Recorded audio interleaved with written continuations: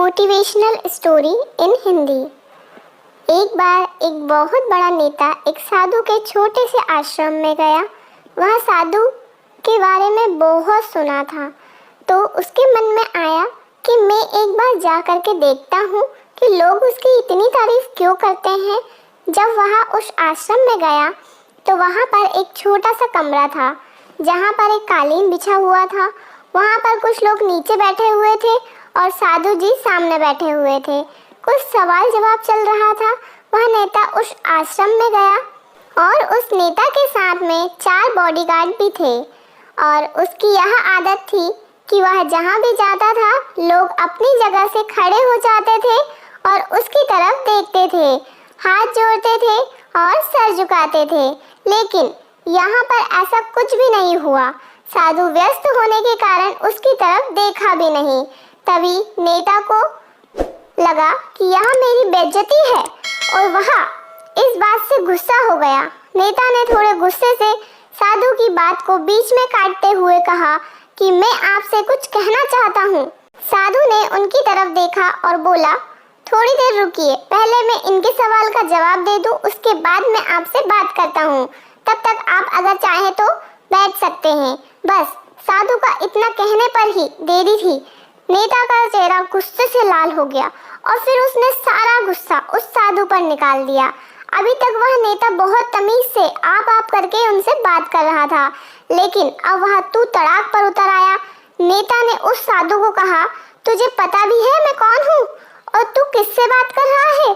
साधु ने उसकी तरफ देखा और कहा, मुझे इससे कोई फर्क नहीं पड़ता कि आप कौन हैं, लेकिन आप जो कोई भी हो, अगर आप चाहते हैं कि मैं आपके सवाल का जवाब दूं या आपसे बात करूं, तो आपको कुछ देर रुकना होगा।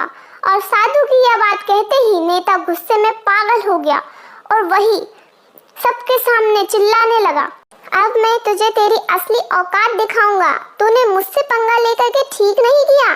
तुझे पता भी है मैं तेरे बारे में क्या सोचता हूँ?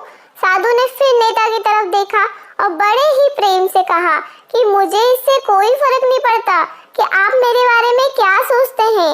आप जो चाहें वह मेरे बारे में सोच सकते हैं। फिर नेता ने उससे कहा कि तू चाहे सुनना चाहता है या नहीं, लेकिन मैं तुझे यही सबके सामने बताऊंगा कि मैं तेरे बारे में क्या सोचता हूँ। तू कोई साधु नहीं है, तू एक बहुत ही घटिया इंसान है। तू एक ढोंगी है, पाखंडी है और यहाँ पर जितने भी लोग बैठे हैं उन सबको बेवकूफ बना रहा है। तेरा बस एक ही मकसद है, इन लोगों की जेब में जितना भी पैसा है वह सब तेरे पास आ जाए। तू अपने फायदे के लिए इन लोगों का इस्तेमाल कर रहा है और अब मैं तुझे नहीं छोड़ने वाला हूँ। पूरी दुनिया के सामने तेरा पर्दाफाश करके रहूंगा। लेकिन इतना कुछ बोलने के बाद भी हल्की सी मुस्कान उस साधु के चेहरे पर बनी ही रही। यह देखकर वह और भी तिलमिला गया और उसने कहा, अब बहुत हो गया, अब मैं यहाँ 1 मिनट भी नहीं रुकने वाला। लेकिन अभी भी तेरे पास मौका है, अगर मुझसे माफी मांगनी है या मुझसे कुछ कहना है तो कह सकते हो। इतना सब होने के बाद भी साधु के चेहरे पर मुस्कान थी और वह बिल्कुल शांत था।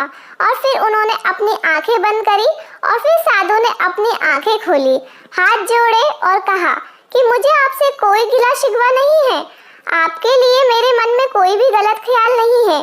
जो भी मेरे बारे में आपने कहा वह आपकी अपनी सोच थी, तो मुझे आप में कोई बुराई नजर नहीं आती है।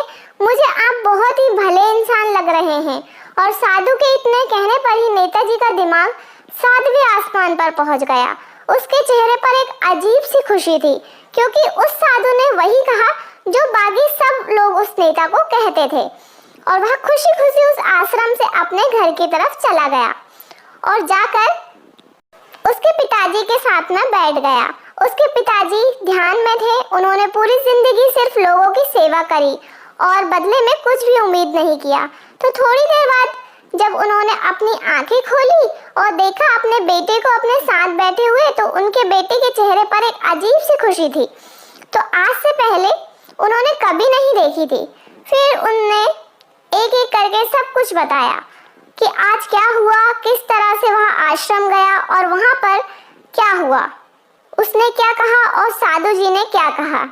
जब उसके पिताजी ने पूरी बात सुनी तो थोड़ा सा मुस्कुराए और अपने बेटे को देख करके से बोले कि उन्होंने तुम्हारी तारीफ नहीं करी, क्योंकि उन्होंने वह नहीं कहा कि जो तुम हो, उन्होंने वह कहा कि जो वह खुद हैं।